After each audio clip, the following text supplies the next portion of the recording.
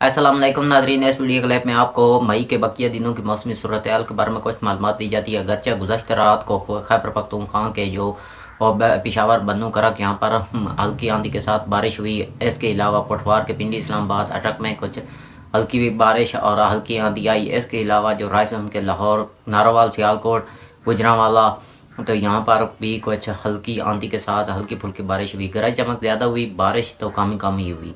इसके अलावा वस्ती पंजाब के फैसलाबाद में ये बारिश एस्केप हो गई। अलबत्ता आज दोपहर से ये सिलसिला ख़त्म हो जाएगा। आज दोपहर के बाद जो शुमाली इलाकों है वहाँ का टम्परेचर 40+ और जनूबी इलाकों का टम्परेचर तकरीबन 45 सेंटीग्रेड से ऊपर जाने के इम्कान नज़र आ रहे हैं।